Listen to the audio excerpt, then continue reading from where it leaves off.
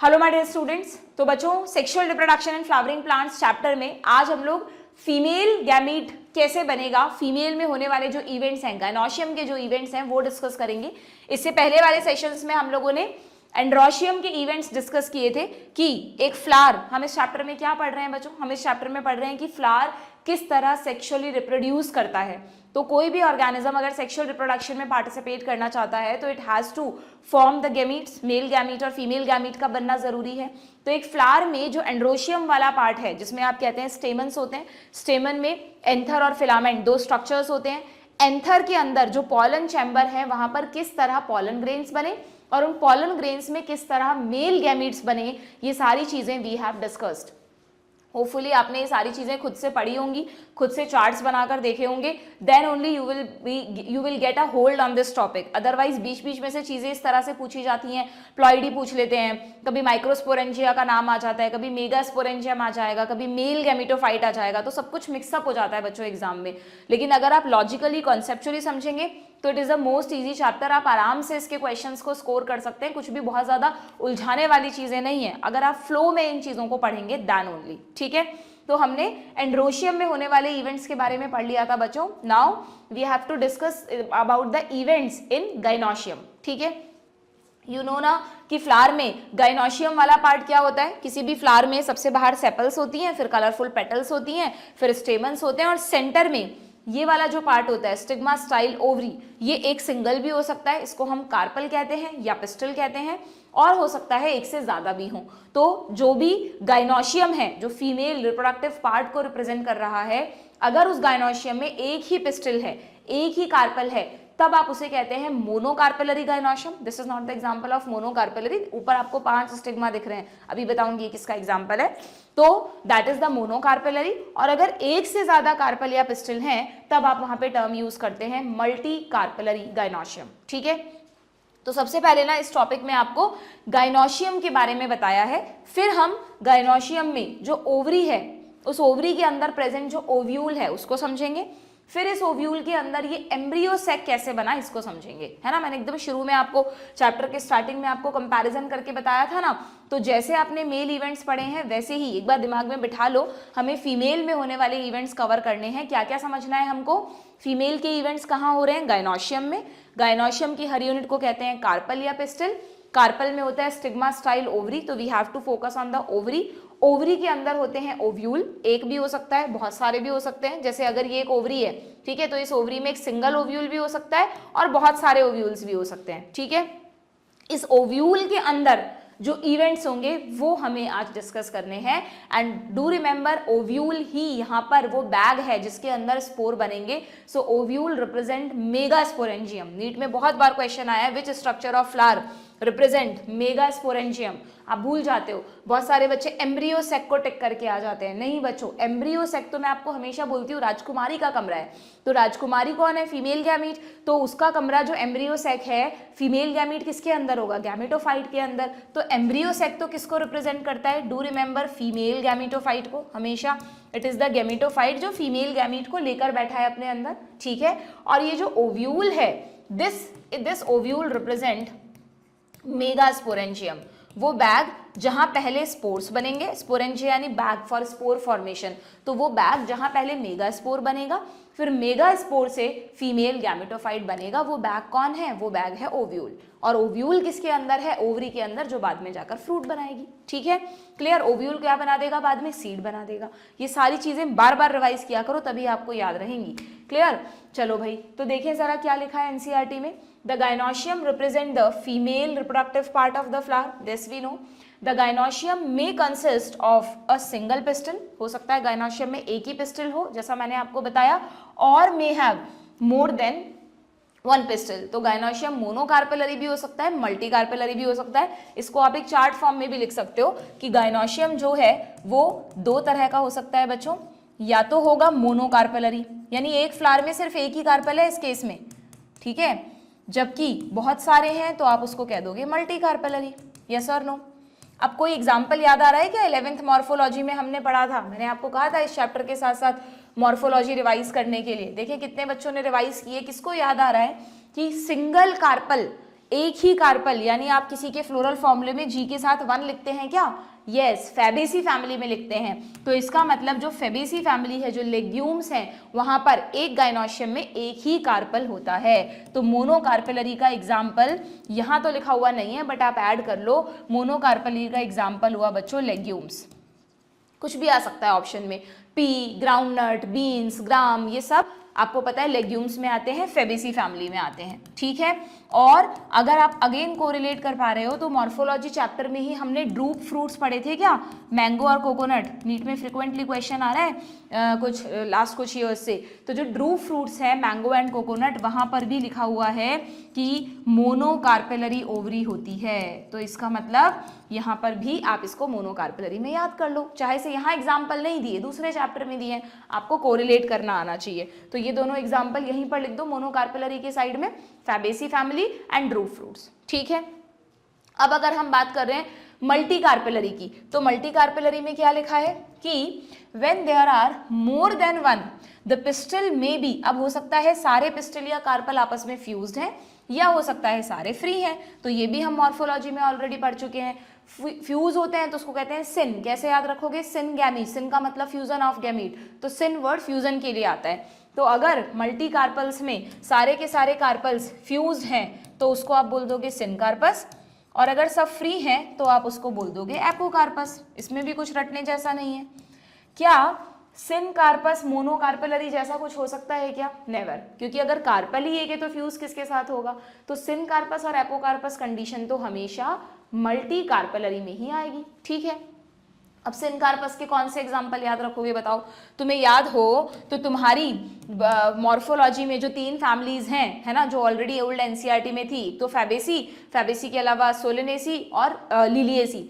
तो सोलेनेसी में आप क्या करते हो? जी में 2 लिखकर उसको फ्यूज करते हो क्या?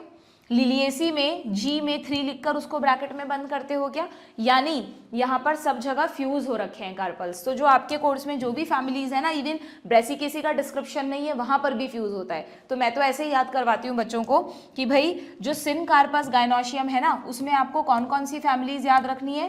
फैबेसी के अलावा जो भी आपकी एनसीईआरटी में थी, कौन कौन सी थी? ब्रेसिकेसी है, ठीक है, ब्रेसिकेसी है, सोलेनेसी है और लिलिएसी है। तो ये तो है ही सिन कार्पस में, पर इनके अलावा आपकी 12th एनसीईआरटी में जो डायग्राम दिए हैं, 3 डायग्राम, इन तीनों में जरा ध्यान से देखो। ये तो मोस्ट फेमस चाइना रोज है, चाइना रोज का कार्पल दिखाया है बच्चों आपको। तो यहाँ पर देखने पे तो आपको लगेगा मैम एक ही स्टाइल है और एक ही ओवरी है, तो क्या ये मोनोकार्पेलरी है? बट अगर हम ध्यान से देखें, चाइना रोज का फ्लावर सबने देखा होगा, 12th में भी डाइसेक्शन करवाते हैं, ऊपर 5 स्टिग्मा दिख रहे हैं, इसका मतलब इसमें 5 कार्पल्स थे। स्टाइल भी आपस में फ्यूज हो गई पांचों की और ओवरी भी फ्यूज हो गई है, इसलिए यहाँ पर आपको ये एक दिख रहा है। बट स्टिग्मा से यू कैन क्लियरली डिफरेंशिएट कि यहाँ पर मोर देन 1 कार्पल्स प्रेजेंट है। तो हिबिस्कस यानी कि चाइना रोज किस में आएगा बच्चों? हिबिस्कस आएगा सिन कार्पस में। और ये दूसरा एग्जाम्पल पहचानते हो क्या? This is Poppy plant. अफीम तो सबने सुना है, उसी को पॉपी प्लांट कहते हैं। साइंटिफिक इसको ओपियम प्लांट भी कहते हैं। Poppy plant, opium plant, scientific name पता है इसका आपको लोगों को? यहाँ लिख देती हूँ, पेपेवर सोमनीफेरम, पेपेवर सोमनीफेरम। ये कुछ भी आउट ऑफ एनसीईआरटी नहीं बता रही हूँ, ड्रग एंड अल्कोहल अब्यूज वाले चैप्टर में सारे नाम दे रखे हैं। अफीम का जो प्लांट होता है जिसकी खेती होती है, क्योंकि इससे मेडिसिन भी बनती है, एक पेन किलर की तरह भी यूज होता है ना, ओपियम से जो मॉर्फिन मिलता है वो, और अगर उसको ड्रग में कन्वर्ट कर दे तो हेरोइन बन जाती है, वही प्लांट है ये। तो पॉपी प्लांट की अगर गाइनोशियम को आप देखोगे तो it is a fused gynoecium. तो यहाँ पर मल्टी कार्पेलरी सिन कार्पस कंडीशन है। तो 2 एग्जाम्पल एनसीईआरटी वाले ऐड कर लेते हैं हम यहाँ पर। कौन कौन से? एक तो हिबिस्कस, डायग्रामेटिकली याद रखो, रटना नहीं पड़ेगा, और दूसरा पेपेवर, ठीक है। फ्री कार्पल्स आपको कहाँ मिलेंगे? तो फ्री कार्पल्स के लिए एनसीईआरटी में दिया है ये वाला डायग्राम। आप हमेशा याद रखो कि यहाँ पर ऐसे ये जो इंडिविजुअल स्ट्रक्चर्स आपको दिख रहे हैं ना, हर एक स्ट्रक्चर एक कार्पल को बता रहा है। And this is the diagram of Michelia, this is Michelia, ठीक है। कॉमन प्लांट नहीं है, नॉर्मली हम नहीं सुनते इसके बारे में, तो थोड़ा सा याद रखने में दिक्कत आती है, but you have to remember apocarpous condition का एग्जाम्पल है माइकेलिया, ठीक है। वैसे जब मैंने मॉर्फो पढ़ाई थी तब आपको एपोकार्पस में लोटस एंड रोज भी लिखवाया था, बट मुझे नहीं लगता पूछेंगे, आउट ऑफ एनसीईआरटी है ये, ठीक है। तो आप तो मेनली माइकेलिया ध्यान रखना, ठीक है। क्लियर? जैसे माइकल जैक्सन होता है ना, उसे अपने बॉडी के सारे पार्ट्स को अलग अलग हिलाता है, कोई कुछ कहीं जैसे याद रखना जो अलग अलग है वो माइकल यानी एपोकार्पस में है, ठीक है, और बाकी जो तुम्हारा मन हो वो ट्रिक बना लेना। Okay clear? तो जस्ट मुझे अभी क्लिक किया इसलिए मैंने तुमसे शेयर कर दी ये बात। ओके ठीक है भाई, तो ये तो हो गई बात टाइप्स ऑफ गायनोशियम की। आगे क्या दिया है, अब आपको गायनोशियम के बाद पिस्टल का स्ट्रक्चर समझाया। एक सिंगल पिस्टल जो है, जैसे वहां हमने स्टेमन का स्ट्रक्चर पढ़ा था, वैसे यहाँ पर एक सिंगल पिस्टल की अगर हम बात करें, पिस्टल को ही आपके लेवल पर कार्पल भी याद रखना, ठीक है? कार्पल और पिस्टल सिनोनिम की तरह इंटरचेंजेबली यूज होते हैं। तो कार्पल या पिस्टल के 3 पार्ट्स होते हैं, यू नो दैट। कौन कौन से 3 पार्ट्स होते हैं हम हमेशा ड्रॉ करते हैं? स्टिग्मा, स्टाइल एंड नीचे जो सॉलन पार्ट है दैट इज ओवरी। इस पूरे को मिलाकर कहते हैं पिस्टल या कार्पल। स्टिग्मा, स्टाइल, ओवरी, तीनों के इंडिविजुअल फंक्शंस बताओ, सबको पता होगा। स्टिग्मा पर उड़ते हुए जो पॉलन्स आ रहे हैं, बर्ड के साथ आ रहे हैं, वो लैंड करेंगे, तो यहाँ लिखा है stigma serve as a landing platform for pollen grains. अब पढ़ते वक्त तो थ्योरी में धुन में पढ़ लेते हो तुम, बट नीट में जब क्वेश्चन आता है कि which of the following is the landing platform for pollen, और जल्दीबाजी में हमने नहीं देखा, फर्स्ट ऑप्शन था स्टाइल, तो स्टाइल और स्टिग्मा भी थोड़े थोड़े मिलते जुलते नाम है, वहां हमारा अलग माइंडसेट होता है बच्चों एग्जाम हॉल में, तो हम कभी कभार स्टाइल भी टिक कर देते हैं। ये गलतियां नहीं होनी चाहिए, वहां पर हमको ध्यान से टर्म पे को पढ़ना है। स्टाइल थोड़ी ना लैंडिंग प्लेटफॉर्म है, स्टाइल से तो पॉलन ट्यूब अंदर जाएगी, stigma is the landing platform. ये बिल्कुल सिली मिस्टेक कहलाती है, हम इसमें तो कोई क्या कर सकता है, तो आपके फोकस पर डिपेंड करता है, आप जितना फोकस्ड होकर पेपर अटेम्प्ट करोगे गलतियां ऐसी कम होगी, ठीक है? तो which is the landing platform? Stigma. So what is style? Style यहाँ पर सिंपली एक इलोंगेटेड पार्ट है ना, इलोंगेटेड पार्ट है, स्लेंडर बिल्कुल थिन पार्ट है बीनीथ द स्टिग्मा, और इसके अंदर से होती हुई पॉलन ट्यूब नीचे जाती है। एनसीईआरटी में नहीं लिखा, बट मैं जस्ट आपकी नॉलेज के लिए बता रही हूँ कि कुछ स्टाइल अंदर से हॉलो होती हैं तो पॉलन ट्यूब आसानी से अंदर चली जाती है, बट कुछ स्टाइल में यहाँ पे पूरे में टिश्यू भरा रहता है, सेल्स होती है, मतलब सॉलिड स्टाइल होती है, तो फिर पॉलन ट्यूब अंदर कैसे जाएगी? तो इसलिए पॉलन ट्यूब कुछ एंजाइम्स बनाती है, नॉट ओनली पॉलन ट्यूब बल्कि स्टाइल खुद कुछ एंजाइम्स बनाती है जो सेल्स को डिग्रेड करती जाती है, सेल्स डाइजेस्ट होती जाती हैं और पॉलन ट्यूब के लिए रास्ता बन जाता है, ठीक है?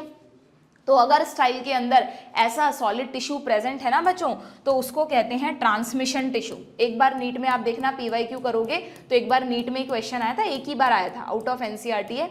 अगर स्टाइल के अंदर टिश्यू है, या तो हॉलो है तो होगा ही नहीं, अगर है सॉलिड है तो उस टिश्यू को कहते हैं ट्रांसमिशन टिश्यू, ठीक है? वहां से ट्रांसमिट होगी पॉलन ट्यूब, क्लियर?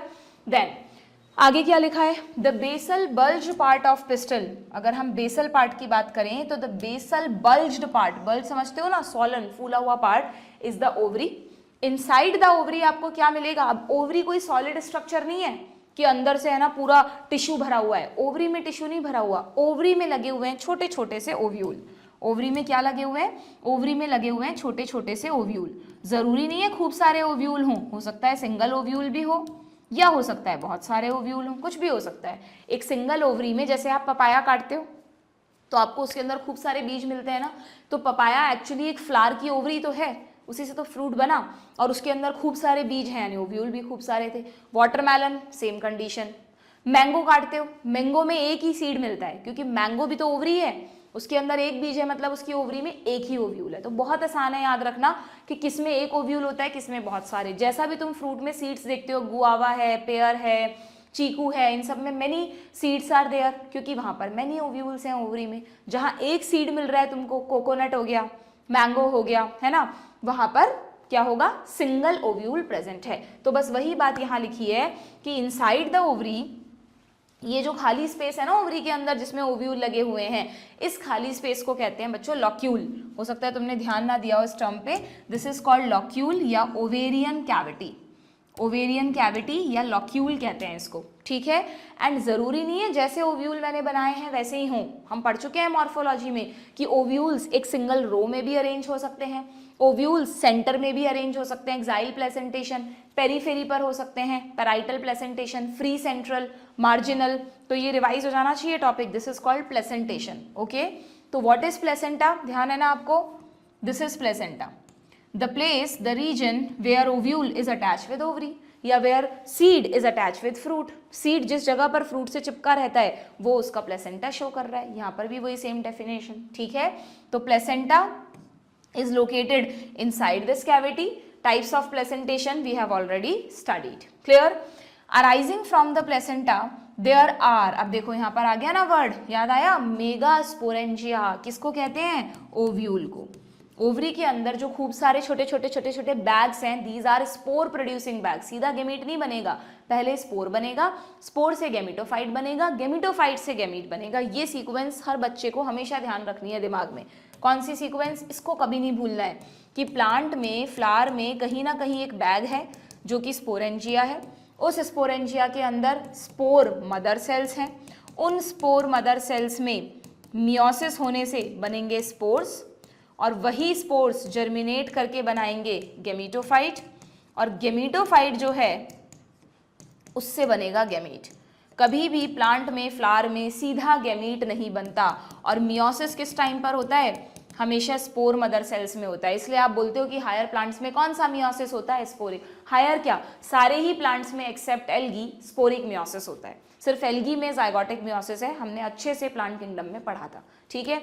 जिनको ये बातें याद आ रही है ना, आप रिकॉल कर पा रहे हो 11th की चीज़ें, बहुत अच्छी बात है। वही नीट में एक्चुअली अच्छा स्कोर कर पाएंगे। अगर आप भूल रहे हो तो this is the high time when you have to revise these chapters. आपको क्लिक करनी ही चाहिए बच्चों वो बातें, है ना।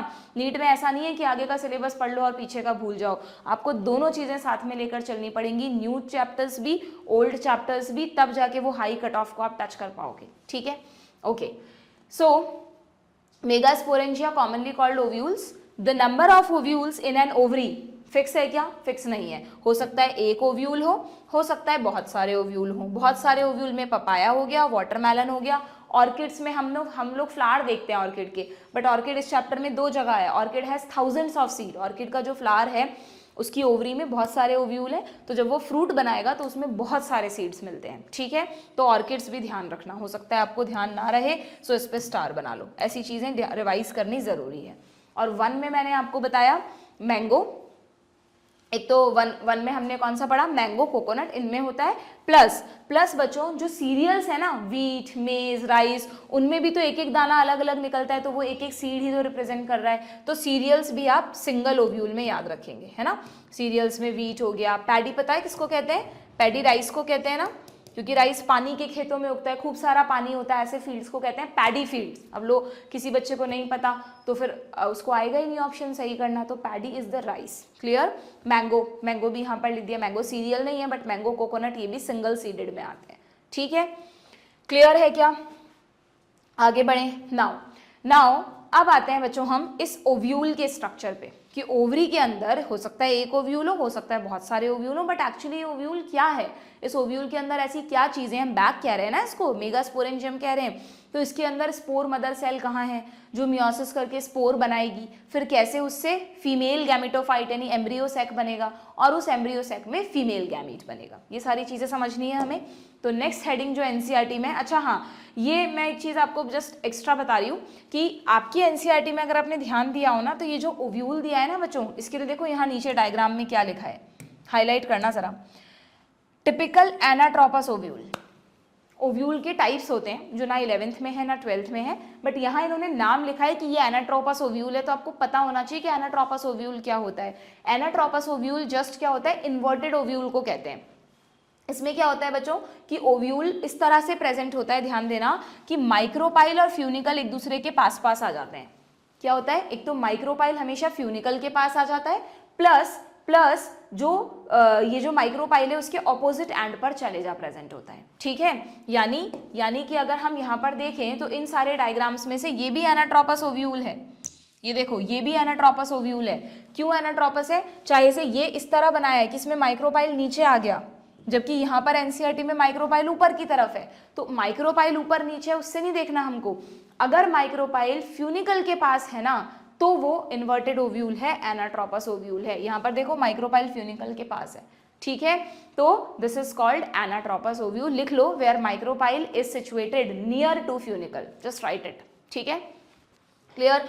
बाकी फिर और भी कई सारे होते हैं, ऑर्थोट्रोपस, जैसे देखो ऑर्थोट्रोपस में ये फ्यूनिकल रहा, ये चैलेजा रहा और ये माइक्रोपाइल रहा, है ना। हेमिएनाट्रोपस में ये आधा घूम जाता है, एग्जैक्टली पूरा इन्वर्ट नहीं होता बल्कि आधा घूम जाता है, तो ये फ्यूनिकल हो गया, चैलेजा हो गया, माइक्रोपाइल हो गया। ऐसे अलग अलग टाइप होते हैं, कैम्पाइलोट्रोपस, एम्फीट्रोपस, इसमें horse shoe shape embryo sac हो जाता है, एक 360 डिग्री पर घूम जाता है, उसको बोलते हैं सर्सिनोट्रोपस। बट आपको डिटेल में बिल्कुल नहीं जाना, इन सब का हो सकता है कुछ रेफरेंस बुक्स में इनकी डेफिनेशन एग्जाम्पल सब होते हैं, बट पूछता ही नहीं है एनटीए, तो क्यों पढ़ना है आपको अननेसेसरी। जो पूछता है पहले वो तो पढ़ ले हम, ठीक है, क्लियर। चलो भाई, जहां पर मुझे लगता है कि क्वेश्चंस आते हैं, एनटीए क्वेश्चंस पूछता है, तो आउट ऑफ एनसीईआरटी होते हुए भी मैं वो चीजें अपने आप लिखवा देती हूँ, अपने आप नोट करा देती हूँ, तो तुम उसकी चिंता मत करो, ठीक है। अब ओव्यूल का स्ट्रक्चर समझे जरा, कि ये जो ओव्यूल है ओवरी के अंदर, ये कैसा स्ट्रक्चर शो करता है। सो द ओव्यूल, मेरे को ध्यान है हमने थोड़ा बहुत ओव्यूल का स्ट्रक्चर वहाँ भी पढ़ा था, है ना, जब हम लोगों ने मॉर्फोलॉजी में सीड का मतलब प्लांट किंगडम में जब मैं तुमको जिम्नोस्पर्म्स का लाइफ साइकिल बता रही थी, तब भी मैंने तुमको बताया था कि एक टिपिकल ओव्यूल में क्या क्या चीज़ें होती हैं। हमेशा जब भी हम ओव्यूल को ड्रॉ करते हैं ना, तो ओव्यूल में हम इस तरह से, मान लो आपके एनसीईआरटी वाले डायग्राम में ड्रॉ करूँ, तो ओव्यूल में हम बनाते हैं एक तो कवरिंग्स, ये जो कवरिंग्स हैं दीज आर द इंटेग्यूमेंट्स, ठीक है। एक मिनट रुको जरा, जैसे अगर हम ओव्यूल की बात करें, ठीक है, ये मान लो हम ओव्यूल की बात कर रहे हैं, तो हमेशा किसी भी ओव्यूल में ये एक लेयर हो गई सबसे बाहर वाली, और फिर इसके जस्ट अंदर एक लेयर और होती है। ये प्रोटेक्टिव लेयर्स हैं बच्चों, एक को कहते हैं आउटर इंटेग्यूमेंट, एक को कहते हैं इनर इंटेग्यूमेंट। तो ओव्यूल को कवर करते हुए बाय लेयर्ड कवरिंग्स होती हैं, आउटर और इनर इंटेग्यूमेंट, ठीक है। ये जो स्टॉक जैसा स्ट्रक्चर आपको दिख रहा है, दिस इज सिंपली फ्यूनिकल, जहां से ये प्लेसेंटा से ओवरीज की वॉल से अटैच होता है, ये प्लेसेंटा को इंडिकेट करेगा। मैंने ओवरी नहीं बनाई है अभी इसमें। फिर ये जो फ्यूनिकल है, ये फ्यूनिकल हो गया ना, इस पूरे को कहते हैं बच्चों बॉडी ऑफ ओव्यूल। इस पूरे को क्या कहते हैं, बॉडी ऑफ ओव्यूल।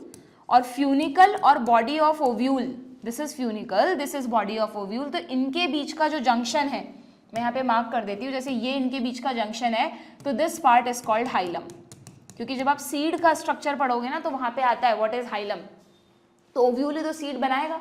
तो ओव्यूल जब सीड बनाता है, तो आप कभी सीड को ध्यान से देखोगे तो कुछ सीड्स पे हमको एक हल्का सा डिप्रेशन टाइप स्ट्रक्चर दिखता है, हल्की सी स्कार मार के डिप्रेशन दिखता है। नीट में क्वेश्चन आया हुआ है, उसको क्या कहते हैं, तो दैट इज हाइलम। सीड में जो आपको स्टॉक दिखता है छोटा सा, जिससे वो फ्रूट से अटैच रहता है, तरबूज के बीज में, खरबूजे, पपाया, किसी में भी आपने देखा होगा, वो स्टॉक ही फ्यूनिकल है। क्योंकि जो जो ओव्यूल के स्ट्रक्चर है ना, वही सारी चीजें सीड में कन्वर्ट होने वाली हैं। यही ओव्यूल आफ्टर फर्टिलाइजेशन सीड कहलाएगा। Seed is nothing but a fertilised ovule, कोई अलग से स्ट्रक्चर नहीं बनेगा नया। ओव्यूल को ही फर्टिलाइजेशन के बाद आप क्या कह देते हो बच्चों, सीड, ठीक है। तो जो सीड में सीड कोट होते हैं वो इंटेग्यूमेंट्स ही होते हैं एक तरह से, फ्यूनिकल यही होता है, हाइलम यही होता है, सेम है सब नाम, टर्म्स भी सेम रहती हैं, ठीक है, ओके। अब हम किस स्ट्रक्चर की बात कर रहे हैं, आप समझ रहे हो ना। ओवरी के अंदर मैं आपको कह रही हूँ, ये जैसे एक ओव्यूल हो गया, ये और ओव्यूल हो गया, ऐसे खूब सारे ओव्यूल प्रेजेंट हो सकते हैं, एक भी हो सकता है, तो हम इस ओव्यूल की बात कर रहे हैं, है ना। तो इस ओव्यूल के ये जो सेंट्रल पार्ट है, ये हॉलो नहीं है। ओवरी का तो सेंट्रल पार्ट हॉलो है, जिसको आपने कैविटी बोला, जिसमें ओव्यूल प्रेजेंट है, बट ओव्यूल का जो सेंट्रल पार्ट है, इस पूरे में खूब सारी सेल्स हैं। इस पूरे में ड्रॉ नहीं करते जनरली, बट इस पूरे में क्या है बच्चों, सेल्स हैं। And these cells are with abundant food reserve, इनमें खूब सारा फूड रिजर्व है, खूब सारा न्यूट्रिशन है इनके पास, रिजर्व फूड है, क्योंकि इनको पता है ये वही जगह है जहाँ पर आगे के सारे इवेंट्स होने वाले हैं, है ना। तो ओव्यूल में पूरा अंदर रिजर्व फूड के साथ खूब सारी सेल्स हैं, और इस न्यूट्रिशन रिच टिश्यू को, ये सारी सेल्स को मिलाकर टिश्यू कह दूं, इस पूरे टिश्यू को कहते हैं, याद आ गया होगा आप लोगों को, nucellus, the most important part, very important for NEET, nucellus, ठीक है। ये सब चीजें दी हैं एनसीईआरटी में, पर ये वाला टॉपिक ना डायग्राम से ही समझ में आता है, मैं ऐसे लाइनें पढ़ दूंगी तो तुम्हें कुछ समझ में नहीं आएगा, ठीक है। तो ओव्यूल में आपको समझ में आ रहा है ना, जो मैं लेबलिंग्स आपको बता रही हूँ, ये दोनों हो गए इंटेग्यूमेंट्स, ये दोनों हो गए इंटेग्यूमेंट्स, फ्यूनिकल हाइलम मैंने आपको बता ही दिया, अंदर जो पूरा टिश्यू भरा हुआ है दैट इज न्यूसेलस। अब ये एक जगह दिख रही है क्या, ओपनिंग, जहां पर इंटेग्यूमेंट इज एब्सेंट, इस ओपनिंग को यू ऑल नो क्या कहते हैं, दिस इज कॉल्ड माइक्रोपाइल। यही वो जगह है जहां से most of the time pollen tube अंदर घुसेगी, क्योंकि अभी राजकुमारी का कमरा तो अंदर बनेगा ना, एम्ब्रियो सैक तो अंदर बनेगा, तो पॉलन ट्यूब को ओव्यूल के अंदर भी आना पड़ेगा। तो generally pollen tube enters from micropyle, but जरूरी नहीं है, कुछ एक्सेप्शंस भी होते हैं, कुछ में यहाँ से भी एंटर कर जाती है, बट यहाँ से एंटर करना आसान है, खुला रास्ता है, दरवाजा बना हुआ है तो उसी से चले जाओ। यहाँ पर तो एंजाइम्स बनाने पड़ेंगे, दीवार को भेदना पड़ेगा तब अंदर जाओ, ठीक है। तो मोस्टली माइक्रोपाइल का फंक्शन क्या है, एंट्री ऑफ पॉलन ट्यूब, ठीक है। जब ओव्यूल सीड में बदल जाएगा तो माइक्रोपाइल सीड में भी होगा, तो सीड में भी एक छोटा सा छेद होता है, हमें दिखता नहीं है, बहुत छोटा होता है क्योंकि ये, तो वहां पर सीड में इस माइक्रोपाइल का क्या काम है, जो जब सीड जर्मिनेट करता है तो सीड के अंदर एम्ब्रियो है ना, तो उसके लिए फूड वाटर वगैरह जो जाते हैं वो माइक्रोपाइल से होकर चले जाएंगे, ठीक है। फूड मतलब फूड तो पहले से है, ऑक्सीजन वाटर वगैरह जाते हैं वो माइक्रोपाइल से चले जाएंगे। तो ध्यान रखना, अगर माइक्रोपाइल का फंक्शन ओव्यूल में पूछा है तो पॉलन ट्यूब की एंट्री, अगर सीड में पूछा है तो entry of oxygen and water, ये आगे आएगा पॉइंट, हम वहां पर लिखेंगे, ठीक है। तो दिस इज माइक्रोपाइल, और माइक्रोपाइल का जस्ट जो ऑपोजिट एंड होता है बच्चों, ये वाला जो ऑपोजिट एंड, जस्ट एक एंड है, इसको नाम देते हैं चाले जा, चला जा, ठीक है, कैसे भी याद रख लो, चले जा या चला जा। ये सिर्फ ये इसलिए नाम दिया गया है क्योंकि जब अभी अंदर कुछ सेल्स वगैरह बनेंगी, न्यू एम्ब्रियो सैक बनेगा, तो पोजीशन बताने के लिए हम यूज करते हैं कि कौन सी सेल माइक्रोपाइल की तरफ है और कौन सी सेल चालेजा की तरफ है, ठीक है। तो बस ये आपको ओव्यूल के स्ट्रक्चर में ये 1 2 3 4 5 6 ये 6 लेबलिंग्स आपको पता होनी चाहिए, सब पे कभी ना कभी क्वेश्चन आया हुआ है, ठीक है। क्लियर है क्या? तो अब हमने ओव्यूल का स्ट्रक्चर समझ लिया, एक बार देख लें एनसीईआरटी में क्या क्या पॉइंट्स लिखे हैं, कि यहाँ पर लिखा है the ovule is a small structure, छोटा सा है, ठीक है। कहाँ है? प्लेसेंटा से अटैच है, किसके थ्रू? फ्यूनिकल के थ्रू। किससे अटैच है? ओवरी की वॉल से। क्लियर?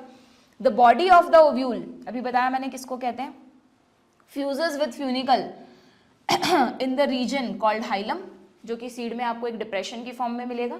दस hilum, what is hilum? Hilum को डिफाइन किया है यहाँ पर एनसीईआरटी में, it represent the junction between ovule and funicle, या आप कह दो junction between body of ovule and funicle, ठीक है।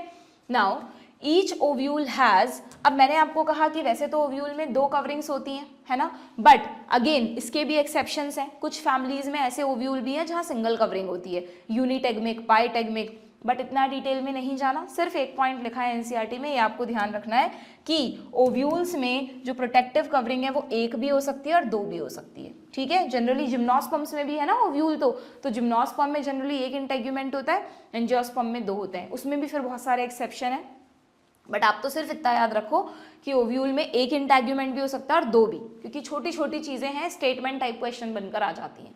Clear? Then integument encircles the nucleus except at the tip, integument कहाँ नहीं होता? टिप पर नहीं होता, ठीक है, except at the tip where a small opening called micropyle. तो what is micropyle? The side, the region where integuments are absent, ठीक है। Now opposite the micropylar end, just उसके ऑपोजिट साइड पर जो रीजन है उसको कहते हैं चैलेजा, और चैलेजा यहाँ पर बेसल पार्ट ऑफ ओव्यूल को रिप्रेजेंट करता है बच्चों। अगर आपसे पूछें भाई हमें क्या पता, अगर मान लो हमें किसी ओवरी में, एक मिनट, हमें किसी ओवरी में ओव्यूल ऐसे दिख रहा है जैसे अभी हमने ड्रॉ किया, ये वाला है ना, तो तब तो हम कह देंगे मैम टिप पर माइक्रोपाइल है और बेस पर चैलेजा है, तो हम कह देंगे chalaza is the basal part of ovule. लेकिन अगर किसी ओवरी में ओव्यूल ऐसे लगा हुआ है, इस तरह बनाए, एक मिनट रुको जरा, ये लाइक दिस है ना, तो अब माइक्रोपाइल यहां आ गया और चैलेजा यहां आ गया, तो फिर आप कहोगे मैम माइक्रोपाइल बेस पर है। नहीं, जो स्टैंडर्ड डेफिनेशन है उसमें ओव्यूल में एनाट्रोपस ओव्यूल को ध्यान में रखते हुए, या जैसे भी आपको बस ये ध्यान रखना है कि चैलेजा हमेशा बेस ऑफ द ओव्यूल को रिप्रेजेंट करता है, ठीक है। क्लियर? ये नहीं देखना हमको कि कौन सा पार्ट बेस पर है, हमेशा चैलेजा को ही बेसल पार्ट ऑफ ओव्यूल माना जाता है, ठीक है। Now enclosed within the integument there is a mass of cells with abundant food reserve, इस mass of cell को, इस टिश्यू को कहते हैं न्यूसैलस, which has abundant reserve food material। जो भी आगे की इवेंट्स होंगे, पहले मेगास्पोर, मदर सेल से मेगास्पोर बनेगा, फिर मेगास्पोर से एम्ब्रियो सैक बनेगा, तब तक जो नरिशमेंट का ख्याल रखना है वो किसको रखना है बच्चों? न्यूसैलस को रखना है, ठीक है। तो जब तक इवन फर्टिलाइजेशन होगा, जब तक डबल फर्टिलाइजेशन नहीं हो जाता ना, एंडोस्पर्म नहीं बन जाता एम्ब्रियो के लिए, तब तक इसी न्यूसेलस की जिम्मेदारी है सभी चीज़ों का ख्याल रखने की। क्लियर। तो located in the nucellus there is the embryo sac. अब ये एम्ब्रियो सैक यंग ओव्यूल में नहीं है, अभी जो मैंने ओव्यूल बनाया इसमें कहीं एम्ब्रियो सैक ही नहीं बनाया, क्योंकि अभी एम्ब्रियो सैक है ही नहीं। मेल में भी तो हमने पढ़ा था ना, जब हम फ्लावर के मेल इवेंट्स पढ़ रहे थे तो हमने कहा था कि ये एंथर है, ये इसके अंदर पॉलन चैम्बर है। तो यहाँ पे pollen chamber is equivalent to ovule. Ovule यहाँ पर मेगास्पोरेंशियम है, वहाँ पर पॉलन चैम्बर माइक्रोस्पोरेंशियम था। तो मैंने कहा था कि अंदर एक स्पोरोजीनस टिश्यू है, सारी सेल्स एक जैसी हैं, कोई पॉलन ग्रेन वगैरह नहीं है ना। फिर धीरे धीरे हर सेल पीएमसी की तरह बिहेव करेगी। तो अब यहाँ पर एक मेजर डिफरेंस मैंने तुम्हें बताया था कि न्यूसेलस में ये सारी सेल्स को डिवाइड नहीं करना बच्चों। इतनी सारी सेल्स क्या करेंगी मेगास्पोर बनाकर, फीमेल गैमीट बनाकर। एक ओव्यूल में इतने सारे फीमेल गैमीट नहीं बनाने, एक ओव्यूल में एक ही फीमेल गैमीट होता है ओनली, एक ही एग सेल बनानी है, तो उसके लिए एक ही कमरा बनाना है, एक ही एम्ब्रियो सैक बनाना है। ओके, तो इसलिए डू रिमेंबर कि न्यूसेलस की इन सारी सेल्स में से कोई एक cell will differentiate into MMC, और जनरली वो सेल माइक्रोपाइल की तरफ वाली सेल होती है। भाई यहाँ पर कमरा बनाओगे तो पॉलन ट्यूब फटाफट आ सकती है ना, तो इसलिए डू रिमेंबर कि यहाँ पर जो भी सेल्स हैं उनमें से कोई भी एक सेल बाकी सारी सेल्स से साइज में थोड़ी बड़ी हो जाएगी। ठीक है, बाकी सारी सेल्स से के कंपैरिजन में साइज में थोड़ी बड़ी हो जाएगी, और यही बड़ी सेल में एकदम प्रोमिनेंट न्यूक्लियस आपको दिखेगा। यही बड़ी सेल किसकी तरह बिहेव करेगी, this will act as MMC, that is megaspore mother cell. जबकि यहाँ सारी सेल्स पीएमसी थी, यहाँ सिर्फ एक सेल एमएमसी है। ठीक है, this is the major difference between events in male and female. Clear. तो एक यंग ओव्यूल में आपको कोई एम्ब्रियो सैक नहीं मिल रहा, एक यंग ओव्यूल में तो न्यूसेलस है, और अब उसने जब मैच्योर होना शुरू किया तो क्या हुआ, सबसे पहले एक सेल बन गई एमएमसी। जैसे ही एमएमसी बन गई उसको करना क्या है, उसको तो डिवीजन करना है, स्पोरिक मियोसिस करना है। तो ये एमएमसी क्या करेगी, ये एमएमसी मियोसिस करेगी, और इस एमएमसी के मियोसिस करने से, मैं यहाँ बना रही हूँ, इस एमएमसी के मियोसिस करने से 4 मेगास्पोर बन जाएंगे क्या, बताओ। एक मदर सेल से 4 डॉटर सेल्स बनती है मियोसिस के एंड में। तो जब ये मियोसिस करेगी, यहाँ पर अब एक सेल की जगह आपको 4 का टेट्राड नजर आएगा। इस टेट्राड को क्या कहेंगे, इसको आप कहोगे मेगास्पोर टेट्राड। यहाँ नहीं बना रही मैं, जिससे आपको पता रहे डिफरेंस, है ना, मेगास्पोर टेट्राड। जैसे वहाँ माइक्रोस्पोर टेट्राड बने थे, यहाँ मेगास्पोर टेट्राड बना दो। अब वहाँ क्या हुआ था, चारों माइक्रोस्पोर अलग अलग हो गए थे और चारों ने आगे डेवलपमेंट किया था, पर यहाँ ऐसा नहीं होगा। यहाँ क्या होगा, 4 मेगास्पोर में से 3 डीजनरेट हो जाएंगे। ठीक है, ये जो 4 मेगास्पोर हैं बच्चों, इन 4 मेगास्पोर्स में से 3 डीजनरेट हो जाएंगे, सिर्फ एक ही मेगास्पोर फर्दर डेवलप करेगा, और इसको कहते हैं मोनोस्पोरिक डेवलपमेंट। ये जो एक मेगास्पोर है, इसको मैं लिख रही हूँ यहाँ पर, this is functional megaspore, functional megaspore. बाकी तीनों क्या हो गए, डीजनरेट हो गए। ये सब यहीं हो रहा है इवेंट। ठीक है, ये फंक्शनल मेगास्पोर, ये जो सिंगल मेगास्पोर है ना, ये क्या करेगा पता है, ये रहा, मैंने सिर्फ इसको ले लिया, ये अपने अंदर कुछ डिविजन्स करेगा। इसको अब सेल्स का नंबर नहीं बढ़ाना अभी, ऐसा नहीं है कि इसको एक मल्टी सेलुलर स्ट्रक्चर बनाना है बड़ा सा, अभी नहीं। ये जो एक सेल है, दिस इज 1 मेगास्पोर।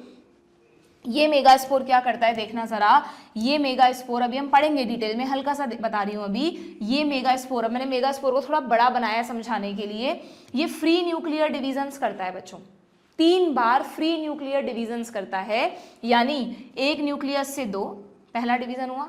कौन सा डिवीजन करेगा, चलो बताओ, इसकी प्लॉइडी बताओ मुझे। मेगास्पोर की प्लॉइडी n है ना, क्योंकि यहाँ पर ऑलरेडी मियोसिस हो चुका है ना, ये सब n थे ना। तो क्या ये मियोसिस कर सकता है दोबारा, क्या जरूरत है मियोसिस करने की, नहीं, इसको तो सीधा माइटोसिस करना है। वहां पे भी तो किया था मेल में जो माइक्रोस्पोर थे अलग अलग हो गए थे, तो हर माइक्रोस्पोर ने एग्जाइम बनाई थी। तो आपने कहा था पॉलन ग्रेन की 1 सेल्ड स्टेज आ गई, याद करो। फिर उस 1 सेल्ड ने एक अनइक्वल माइटोसिस किया था, एक बड़ी सेल एक छोटी सेल बनी थी, वेजिटेटिव और जनरेटिव सेल, 2 सेल्ड पॉलन, और फिर जनरेटिव सेल ने दोबारा माइटोसिस किया था तो 3 सेल्ड पॉलन बन गया था अलॉन्ग विद मेल गैमीट्स, बना था ना। और पॉलन को ही आपने गेमीटोफाइट कहा था ना। सेम उसी प्रिंसिपल पे यहाँ पे अप्लाई करो कि ये जो मेगास्पोर है, जो फंक्शनल मेगास्पोर है, ये मेगास्पोर क्या करेगा, पहले 3 बार फ्री न्यूक्लियर डिविजन्स करेगा। तो 3 बार का मतलब इसमें एक न्यूक्लियस है, पहला डिवीजन हुआ 2 बन गए, 2 से 4 बन गए और 4 से 8 बन गए।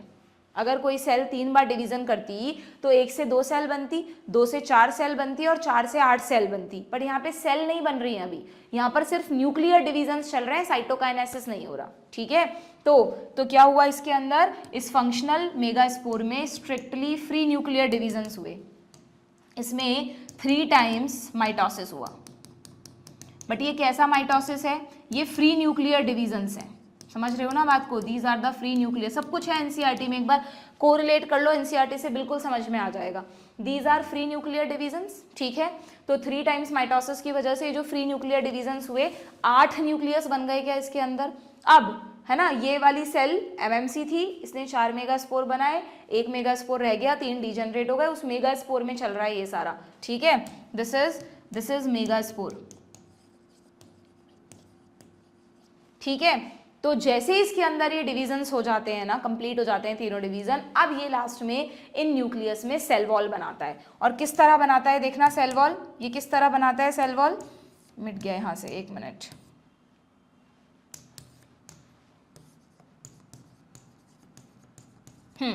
ये किस तरह बनाता है, सी ये जो स्ट्रक्चर है, दिस स्ट्रक्चर, ठीक है, इसमें 8 न्यूक्लियस है ना टोटल। तो ये 8 न्यूक्लियस ना पोल्स पर होते हैं। आपको पता है ना, जब टेलोफेज आती है तो ये ऐसे सेंटर में बने हैं क्या न्यूक्लियस, जरा देखना, ये न्यूक्लियस इस तरह बने हैं क्या, जैसे मान लो पहले 1 न्यूक्लियस था, उसने डिवीजन किया तो 2 न्यूक्लियस बन गए, फिर 2 से 4 बन गए, फिर 4 से 8 बन गए। ऐसा ही कुछ हुआ है फ्री न्यूक्लियर डिवीजन्स की वजह से। अगर 3 बार हुए हैं तो दोनों पोल्स पे से एक एक न्यूक्लियस तो सेंटर में आ जाएगा, लाइक दिस। इसीलिए इन दोनों को बोलते हैं पोलर न्यूक्लियाई। और बाकी की जो रिमेनिंग 3 न्यूक्लियस हैं वो यहाँ रह गए, ये यहाँ रह गए, इनके चारों तरफ अब बन जाएगी बच्चों सेल वॉल। अब बनेगी लास्ट में ये सेल वॉल बन गई।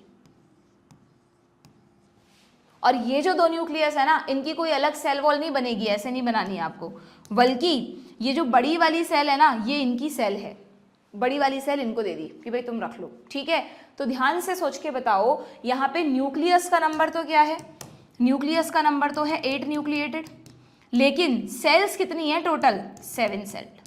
यस और नो, है कि नहीं। तो ये जो स्ट्रक्चर है ना, यही है राजकुमारी का कमरा, यानी कि embryo sac. This is embryo sac. तो वो जो मेगा स्पोर है ना, उसी ने एम्ब्रियो सैक को बनाया। And you know embryo sac किसको रिप्रेजेंट करता है, फीमेल गैमेटोफाइट को। This embryo sac represent female gametophyte. ठीक है, और फीमेल गैमेटोफाइट है मतलब इसके अंदर फीमेल गैमेट होना चाहिए। तो ये जो 7 सेल्स है ना, इन्हीं 7 सेल्स में से एक सेल बिहेव करती है एज एग सेल। वो कौन सी होती है अभी बाद में बताऊंगी, बट मान लो यहाँ पर तुम्हें बताने के लिए मैं कह रही हूँ कि ये वाली भाई एग सेल है, ये रही एग सेल। बाकी सेल्स के क्या नाम है, क्या करती हैं, वो सब अभी हम आगे देखेंगे।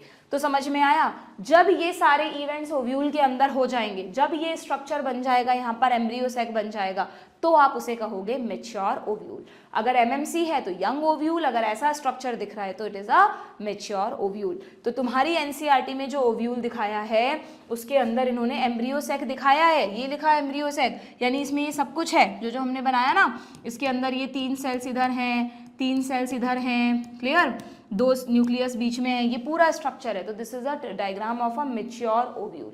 ठीक है, समझ में आ गई क्या यहाँ तक की बातें अच्छी तरह से। अब इन्हीं चीज़ों को हमें यहाँ एनसीईआरटी में देखना है। तो यहाँ पर कौन कौन से इवेंट्स हुए जरा देखना।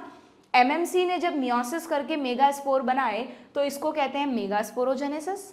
ठीक है, उन 4 में से 3 डीजेनरेट हो गए और एक ने फंक्शनल रहकर आगे का पूरा डेवलपमेंट किया। इसको कहते हैं development of female gametophyte, that is embryo sac. तो आपको ये दोनों इवेंट सब एनसीईआरटी से समझने हैं। ठीक है, पढ़ें, देखो। तो देखो यहाँ पर क्या लिखा है, पहले मेगास्पोरोजेनेसिस के बारे में बताया।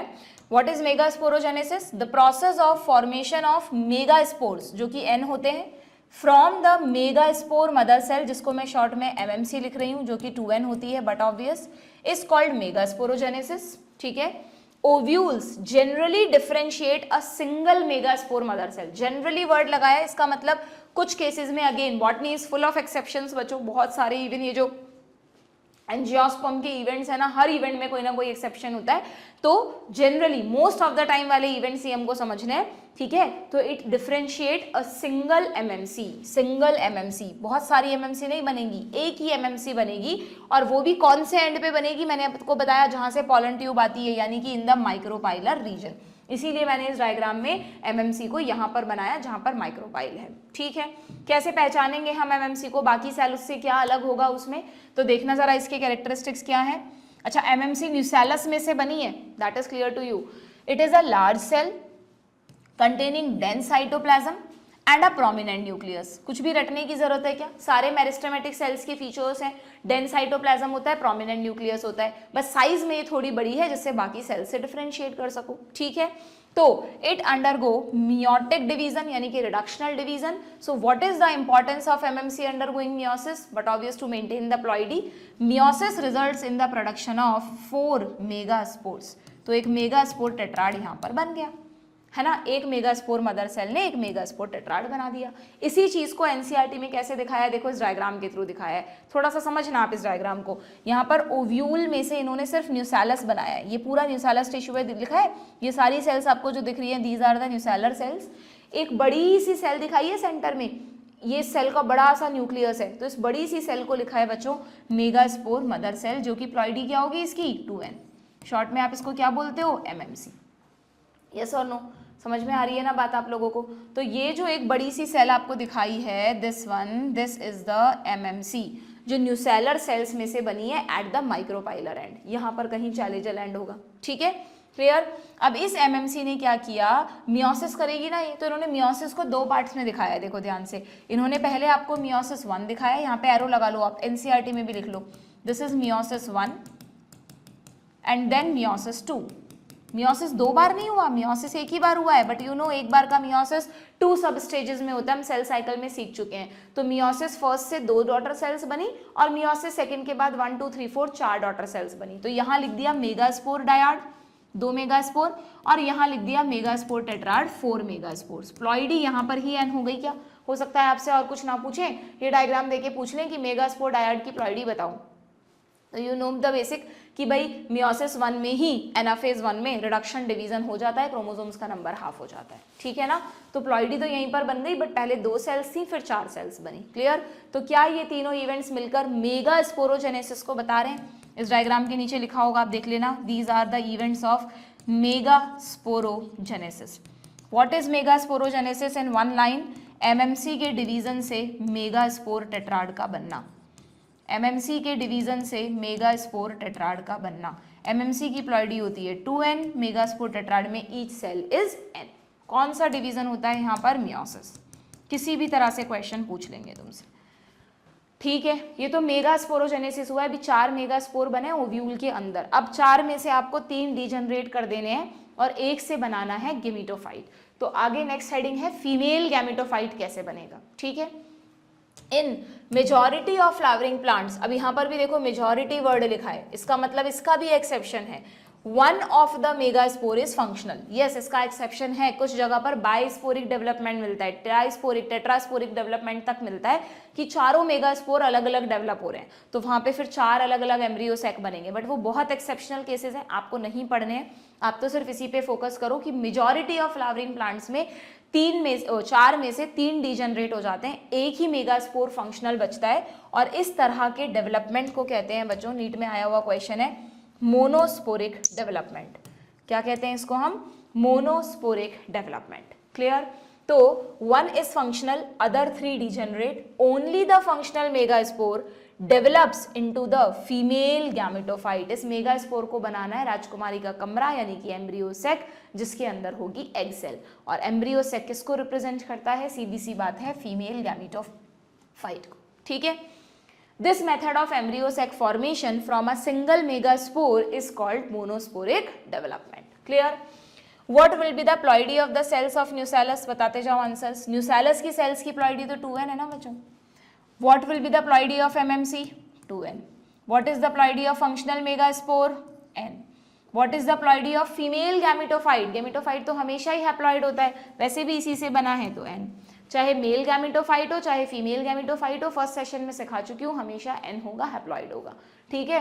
यानी ये जो मैंने एम्ब्रियो सैक यहाँ पर बनाया है, इसमें ये जो अलग अलग सेल्स देख रहे हो ना आप 1 2 3 4 5 6, ये सब n सेल्स हैं, हैप्लॉइड सेल्स हैं, ठीक है।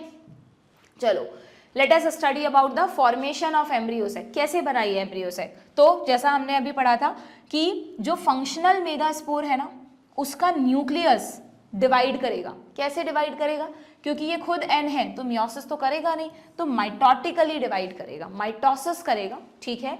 टू फॉर्म, पहले 2 न्यूक्लियस बनेंगे, 2 सेल्स नहीं लिखा, सिर्फ 2 न्यूक्लियस बनेंगे, which move to the opposite poles, अभी हमने देखा था, जिससे कि जो स्टेज आएगी उसको बोलेंगे 2 न्यूक्लिएटेड एम्ब्रियो सैक। देखो यहाँ पर कैसे दिखाया है, इसको बाद में पढ़ेंगे, एनसीईआरटी का डायग्राम देखना, आपकी एनसीईआरटी में ये वाले तीनों डायग्राम और उसके जस्ट नीचे ये वाले डायग्राम दिखाए हैं, ठीक है।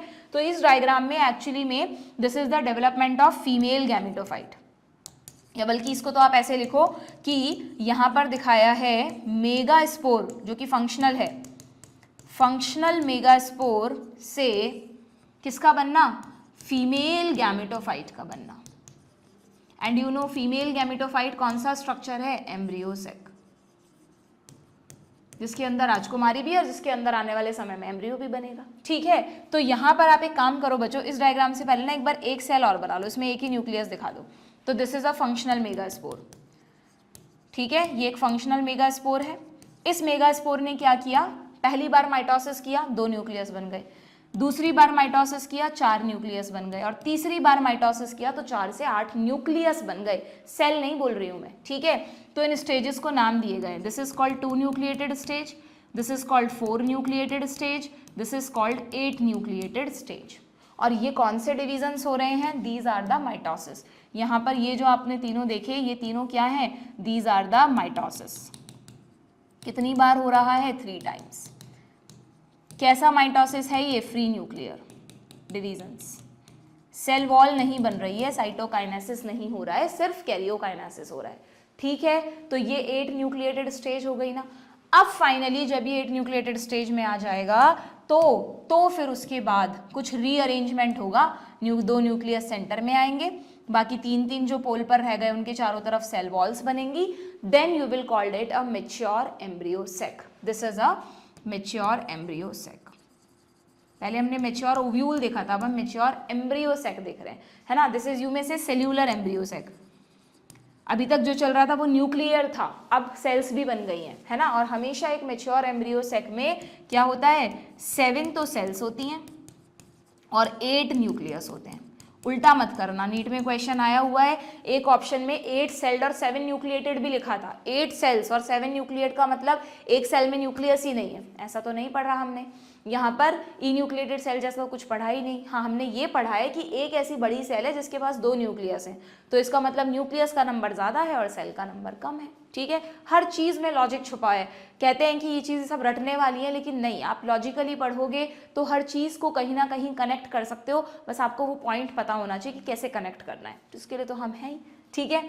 ओके, चलो तो ये समझ में आ गया आप लोगों को। क्या लिखा है अब दोबारा देख लेते हैं कि nucleus of the functional megaspore divides mitotically to form 2 nuclei which move to the opposite pole forming the 2 nucleated stage। अभी एम्ब्रियो सैक 2 न्यूक्लिएटेड है, फिर दोबारा एक माइटोसिस हुआ तो बन गया 4 न्यूक्लिएटेड एम्ब्रियो सैक, और तीसरा माइटोसिस होते ही बन गया 8 nucleated embryo sac.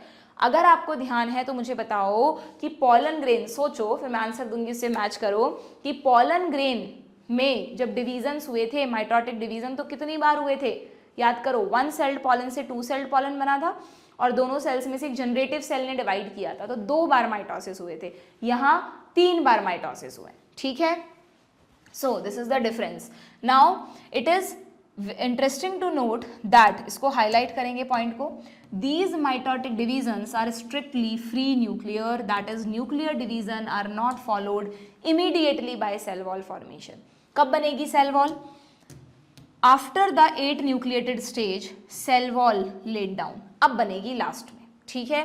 Leading to the organisation of the typical female gametophyte of embryo sac. NCERT में लिखा नहीं है, एक बार नीट में पूछा था कि ये जिस तरह का एम्ब्रियो सेक हम पढ़ रहे हैं ना, इसे सबसे पहले पॉलीगोनम प्लांट में देखा गया था, इसलिए इसको पॉलीगोनम टाइप ऑफ एम्ब्रियो सेक बोलते हैं। बाई चांस आ जाए, आप सोचो यार ये पॉलीगोनम कहाँ से आ गया, कुछ भी नहीं, ये जो आप seven celled 8 nucleated embryo sac पढ़ रहे हो ना, इसी को polygonum type of embryo sac कहते हैं। ठीक है, clear. Observe the distribution of cells inside the embryo sac. क्या हमने देखा, 6 of the 8 nuclei are surrounded by cell wall, तो टोटल 6 सेल्स तो हैं ही, and organise into cells. The remaining 2 nuclei जिनको हम पोलर न्यूक्लियाई कहेंगे, क्यों, क्योंकि वो पोल्स पर हैं इसलिए नहीं, वो पोल्स से सेंटर में आए हैं इसलिए। ठीक है, polar nuclei are situated below the egg apparatus in the large, अभी इस वाले वर्ड को जाने दो, the remaining 2 nuclei called polar nuclei are situated in the large central cell। जो बड़ी वाली सेल है उसको आपने सेंट्रल सेल कह दिया। मतलब अगर आप ध्यान से देखो तो क्या ऐसा नहीं हुआ कि ये पहले एक सेल थी और यही एक सेल बाद में 7 सेल में कन्वर्ट हो गई, 6 छोटी छोटी सेल्स बन गई, एक बड़ी सेल को आपने कह दिया सेंट्रल सेल। ठीक है, तो what is the structure of a typical embryo sac, उसको दोबारा से यहाँ पर एनसीईआरटी में समझाया है। पहले हम डायग्राम में देखते हैं, यहीं पर एनसीईआरटी में इनके बाद यहाँ पर एक डायग्राम दिया है, उसको मैंने अलग से ले लिया है। This is a diagram of a typical embryo sac. ठीक है, तो इस टिपिकल एम्ब्रियो सेक में अब कितने बच्चे कंफ्यूज हैं कि एम्ब्रियो सेक किसको रिप्रेजेंट करता है, मेगास्पोरेंशियम को या फीमेल गैमेटोफाइट को? ये मेगास्पोरेंशियम थोड़ी ना है बच्चों, वो तो ओव्यूल था, ये तो फीमेल गैमेटोफाइट है। ठीक है, तो ये जो एम्ब्रियो सेक है, इस एम्ब्रियो सेक में जरा देखो, जिसको हम कह रहे हैं टिपिकल, मतलब इसमें होनी चाहिए 7 सेल्स एंड 8 न्यूक्लिएटेड होना चाहिए। तो देखें जरा वो 7 सेल्स कौन कौन सी हैं। तो देखो सबसे मेन जो चीज़ है ना एम्ब्रियो सेक के लेबलिंग में, वो है एंड्स, कि आप चैलेजल एंड देख रहे हो या माइक्रोपाइलर एंड देख रहे हो। यानी अगर मैं वापस इस डायग्राम पे जाऊं और मैं आपको कहूँ कि यहाँ पर एम्ब्रियो सेक बन चुका है, तो हमेशा ध्यान रखना कि ये वाला एंड तो माइक्रोपाइलर एंड कहलाएगा और ये वाला एंड जो चैलेजा की तरफ है वो चैलेजल एंड कहलाएगा।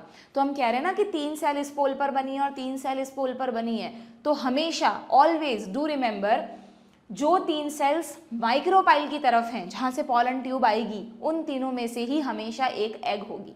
ऑलवेज एग हमेशा वहां बैठा है जहां से फटाफट राजकुमार और राजकुमारी का मिलन हो जाए, खिड़की की तरफ है ना, दरवाजे की तरफ। तो माइक्रोपाइलर एंड पे कौन होता है, एग एपरेटस। एग, राजकुमारी अकेले तो नहीं होती, हमेशा उसकी 2-3 सखियां आसपास होती हैं, है ना, दासियां सखियां जो भी है। तो देखो अगर ये माइक्रोपाइलर एंड है, इसको इन्होंने माइक्रोपाइलर एंड लिखा है, तो एग सेल हमेशा इसी तरफ दिखानी है।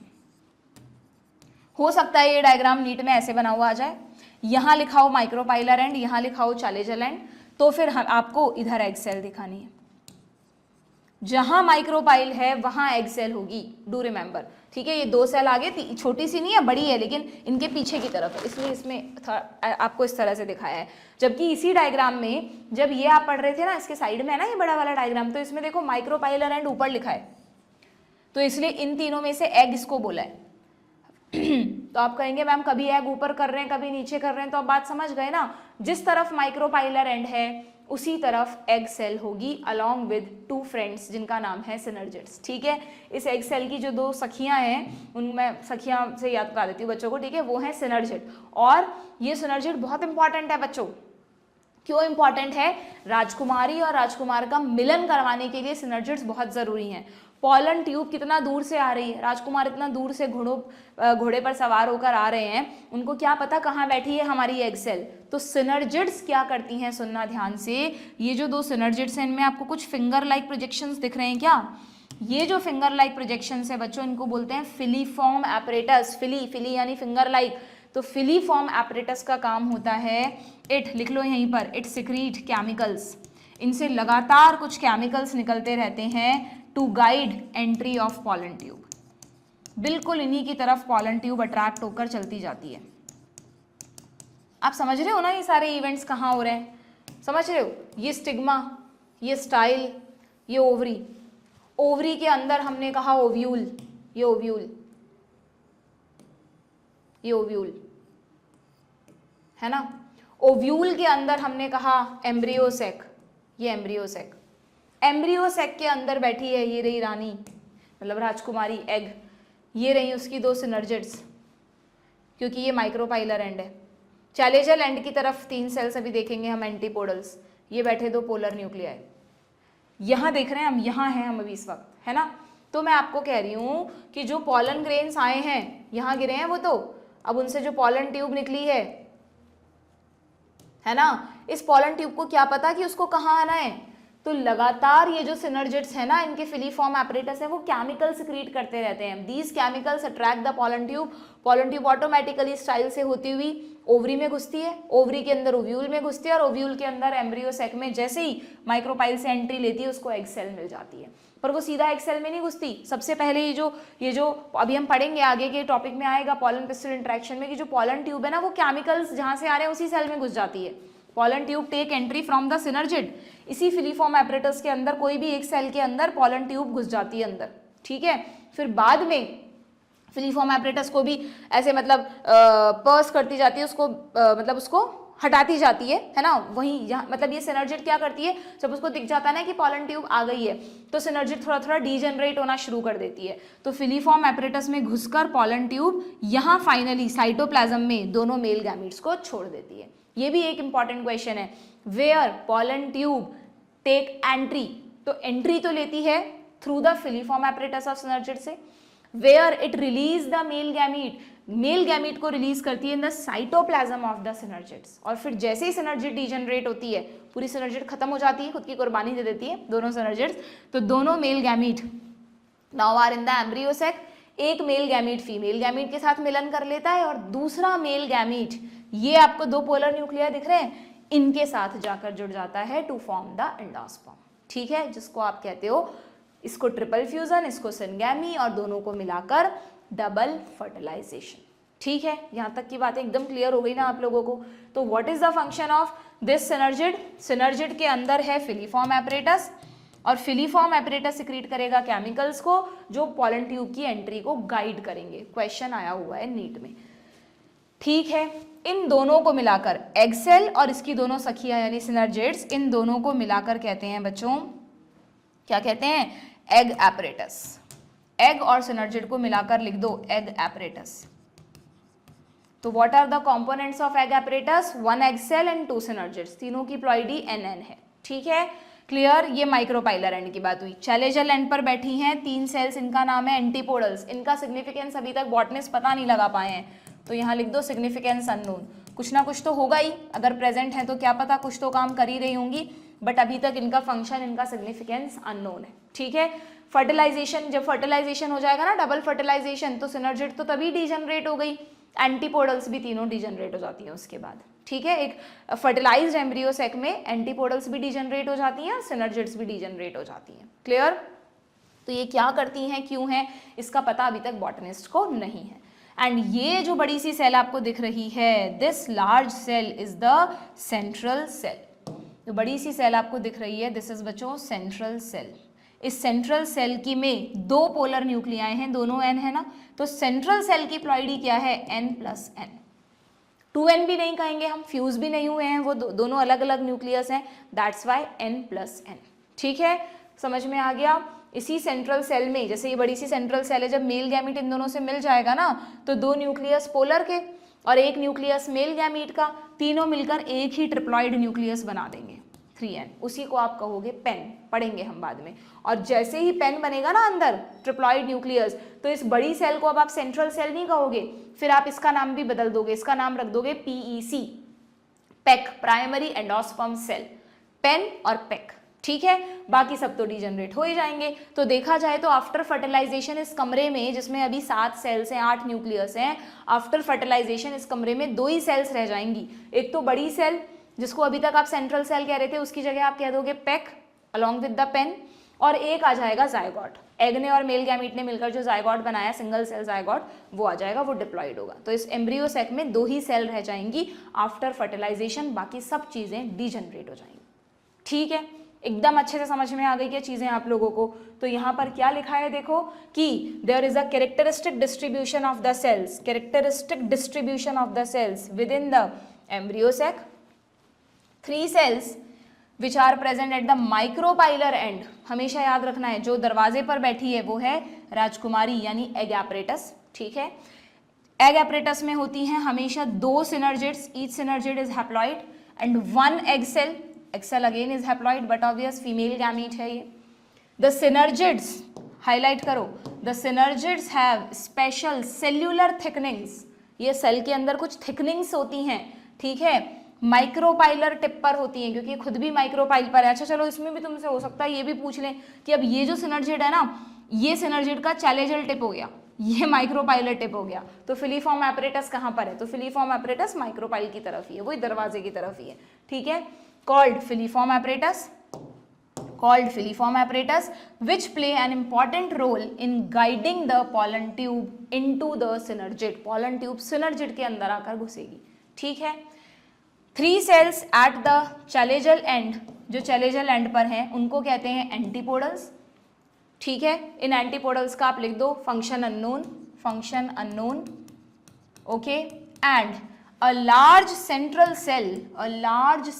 cell as mentioned earlier has 2 polar nuclei. Thus a typical embryo sac is at maturity is 8 nucleated and 7 celled. Now you know the name of all 7 cells, 3 antipodal, 2 synergid, 1 egg cell और 1 central cell, ठीक है।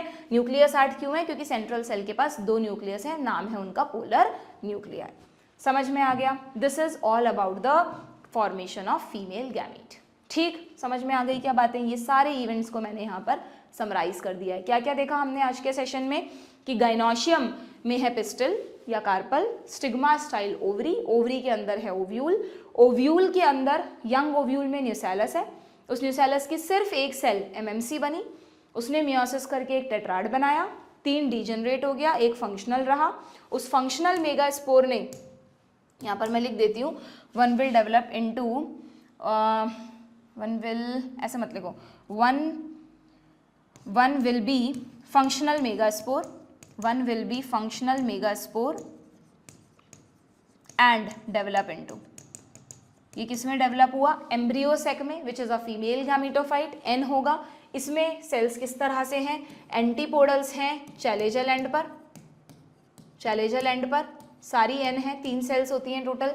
Egg apparatus है micropylar end पर, micropylar end पर इसमें भी 3 cells होती हैं, एक एग सेल 2 सिनर्जिड्स, एक egg cell 2 synergids.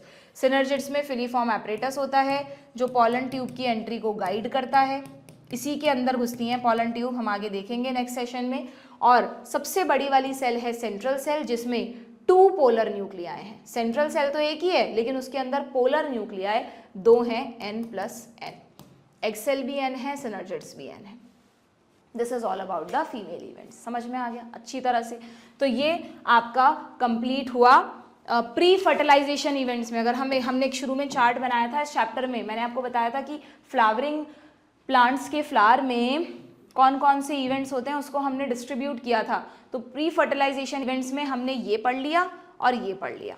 Next session में अभी हमें सीधा फर्टिलाइजेशन पे नहीं जाना, अभी पहले हमें इसको होल्ड पे रखिए, पहले हमको पॉलिनेशन समझना है कि पॉलन ग्रेन कैसे पहुंचे, और फिर पॉलन पिस्टल इंट्रैक्शन भी समझना है कि जब वो सही जगह पहुंच गए तो पॉलन ट्यूब कैसे निकली, कैसे आगे बढ़ी, ये भी अपने आप में एक अलग टॉपिक है, ठीक है। Then we will study the double fertilization, ठीक है। एक छोटी सी चीज़ और बता देती हूँ बच्चों, क्योंकि फिर वहाँ पे आप ना एकदम से लिंक नहीं कर पाओगे कि है ना, जब डबल फर्टिलाइजेशन का टाइम आता है ना, जब डबल फर्टिलाइजेशन का टाइम आता है तो ये जो 2 पोलर न्यूक्लियाई होते हैं ना, ये आपस में फ्यूज हो जाते हैं पहले, क्योंकि हो सकता है मेल गैमीट कंफ्यूज हो जाए कि मुझे इससे जुड़ना है कि इससे जुड़ना है, तो ये दोनों ही आपस में फ्यूज हो जाते हैं। और जब ये दोनों पोलर न्यूक्लियाई फ्यूज होते हैं जस्ट बिफोर फर्टिलाइजेशन, जब ये फ्यूज होते हैं तो उसको आप कहते हो सेकेंडरी न्यूक्लियस या डेफिनेटिव न्यूक्लियस। ये बात मैं आपको डबल फर्टिलाइजेशन में लिखवाऊंगी। उसी के साथ दूसरे मेल गैमीट का जो दूसरा राजकुमार आया, एक घोड़े पर 2 राजकुमार आए ना, तो एक राजकुमार तो राजकुमारी के साथ शादी कर लेगा, सिनगैमी हो जाएगा, जायगॉट बन जाएगा। जो दूसरा राजकुमार है वो फ्यूज्ड पोलर न्यूक्लियाई हैं जो दोनों, उनके साथ शादी करेगा, ठीक है। तो this is all about the formation of male as well as female gamete in a flower. Next session में हम पढ़ेंगे पॉलिनेशन के बारे में। कोई भी डाउट है कमेंट बॉक्स में पूछ लेना, बताना मुझे कि अभी ये चैप्टर आसान लग रहा है, मुश्किल लग रहा है, समझ में आ रहा है, नहीं आ रहा है। share your comments with me. Okay.